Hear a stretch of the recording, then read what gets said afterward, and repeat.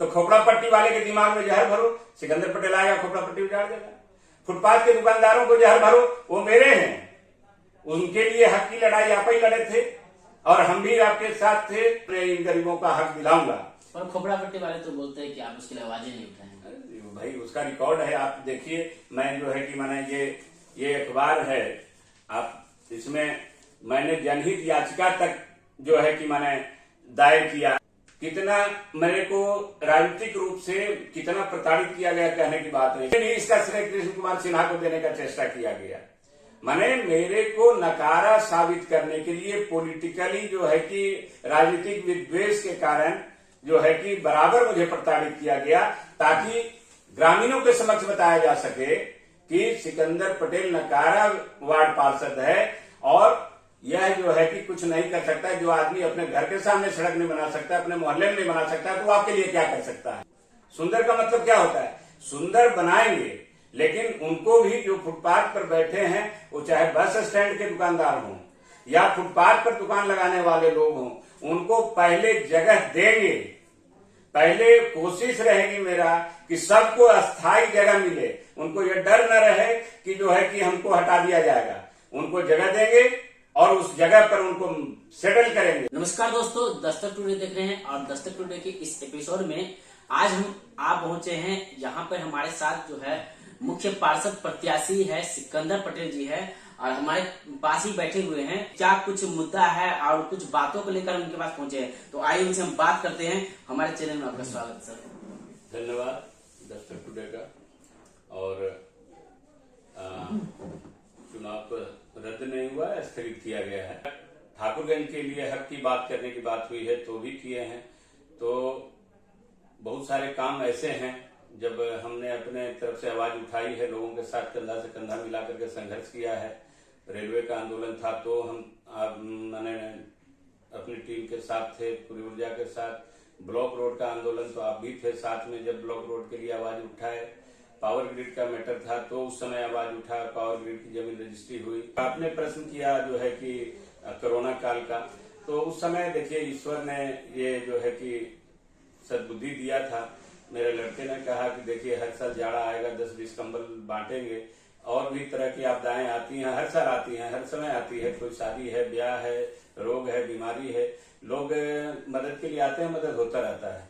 लेकिन जो समस्या कोरोना के रूप में आई है, ऐसा महामारी कभी हैजा है, कभी प्लेग है, कभी कोरोना है, ये 100 साल में एक आध बार ऐसे मौके आते हैं।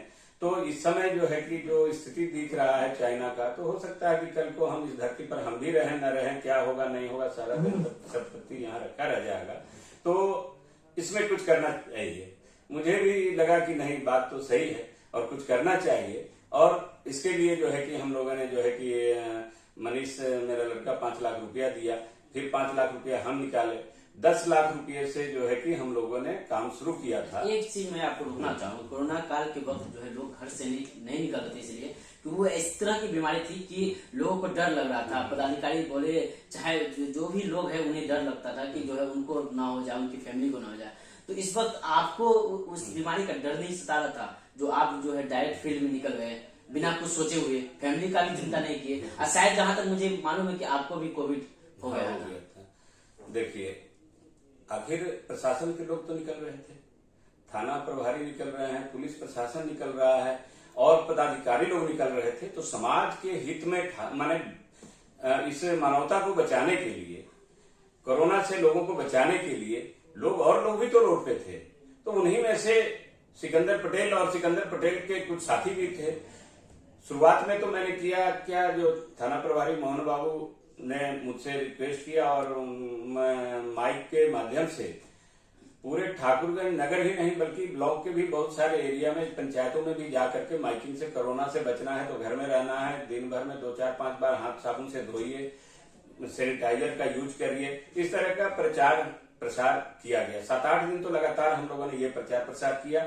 और इसी क्रम में मैंने देखा कि खेत में काम कर रहे मजदूरों को भी जो है कि मैंने प्रशासन चाहता था कि खेत में भी काम न करें, और वो घर में थे। ठेला वैन रिक्शा चलते हुए नहीं देखा, कहीं काम करने वाले जो मजदूर डेली कमाते खाते थे उनको देखा कि भाई सड़क पर नहीं है, तो ये जो है कि इनके लिए जो है कि बड़ा मुश्किल वाला सबब होगा। कुछ होगा जो 2-4-10 दिन इन लोग अपना किसी तरह चला पाएंगे। लेकिन वो सारा नजरिया देखने के बाद ये लगा कि जो है कि हमें कुछ करना चाहिए। प्रचार प्रसार करते हुए ये मैंने जो है कि हुआ कि नहीं कुछ करना है, और उसी क्रम में जो है कि हम लोगों ने अपना जो है कि पहला काम किया कि जो प्रशासनिक पदाधिकारी थे, जो फ्रंट लाइन जो है कि माने वर्कर थे, फ्रंट लाइन वर्कर माने जो है कि तो उसमें प्रशासन के लोग थे, डीएम हो, एसपी हो, बीडीओ हो, सीओ हो, और भी कर्मचारी हो या थाना प्रभारी हो, मेडिकल स्टाफ हो, ये सारे लोगों के लिए पहला काम ये किए कि उस समय सैनिटाइजर वगैरह उपलब्ध नहीं था। चेन्नई से 500 लीटर सैनिटाइजर जो है एक बार में हम लोगों ने मंगाया, सिलीगुड़ी से यहाँ लेके आए, और पहला काम किया था कि सारे प्रशासनिक पदाधिकारियों तक हम लोगों ने सैनिटाइजर और मास्क पहुंचाया। आपने कहीं नहीं सुना होगा कि 400 रुपये वाला मास्क भी जो है कि आप डोनेट कर रहे हैं और बांट रहे हैं। 5 रुपया 10 रुपया वाला मास्क तो बांट रहा था, लेकिन हाई क्वालिटी मास्क भी हम लोगों ने मंगवा करके प्रशासनिक पदाधिकारियों को उपलब्ध कराया। सैनिटाइजर, मास्क, पीपी किट, जो एक पीपी किट का 1000 रुपया, 1500 रुपया, 2000 रुपया कीमत था, सैकड़ों की संख्या में हम लोगों ने मंगाया।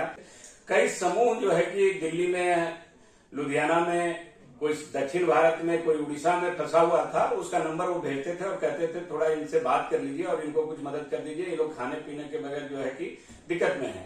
तो कम से कम ऐसे 10 ग्रुपों को, एक सिंगल नहीं बल्कि 10 ग्रुपों को, बहुत सारे का फोटो मेरे पास है उपलब्ध, उनको भी किसी को 5000, किसी को 10,000 रुपया मदद मैं यहाँ ठाकुरगंज से भेजा गया जन कल्याण मंच के द्वारा। जन कल्याण मंच के द्वारा। इसके अलावे कई ऐसे लोग, जैसे एक आपको वार्ड नंबर 3 का ही लड़का है, मिथिलेश जायसवाल शायद टाइटल लिखते हैं, और मिथिलेश चौधरी, तो वो नेपाल में फंसे हुए थे, आना मुश्किल था।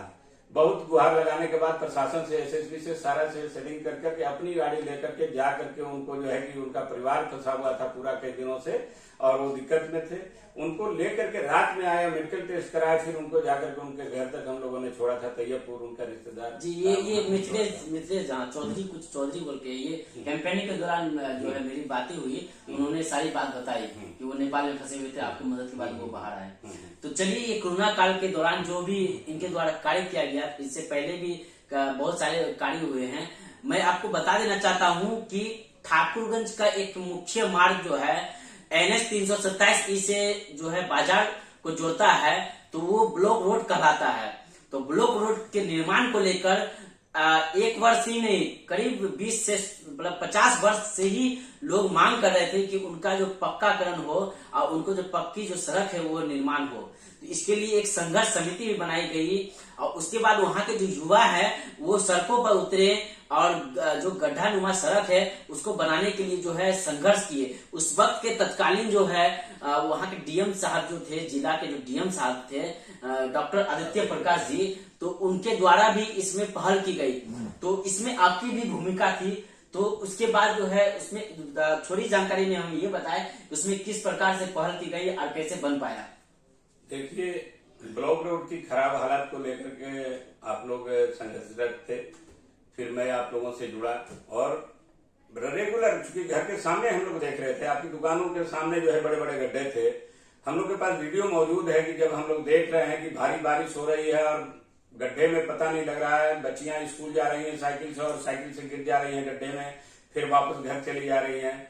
कोई टोटो आ रहा है, टेम्पू आ रहा है और वो पलट जा रहा है, कोई रिक्शा वैन पलट जा रहा है, और काफी परेशानी थी। मोटरसाइकिल पर कोई पत्नी को बैठा करके मार्केट जा रहा है, वो गड्ढे में गिर जा रहा है। तो ये सारा समस्या जो है कि नजर में था और इस पर से भारी वाहनों का आवागमन हो रहा था।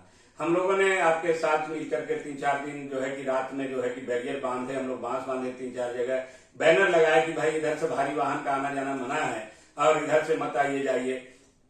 रात में 3-3 बजे तक मैं खुद आप लोगों के साथ वहां पर खड़ा रह करके जो है कि मैंने इसका पहरा करते रहे, और रेगुलर जो है कि हम लोगों ने पत्राचार किया, जाकर के डीएम आदित्य प्रकाश को लिख करके दिया और उनसे मिले भी, गुहार भी लगाई, लेकिन सुनवाई नहीं होता हुआ देख चुकी। उस समय एमएलए का चुनाव आ चुका था।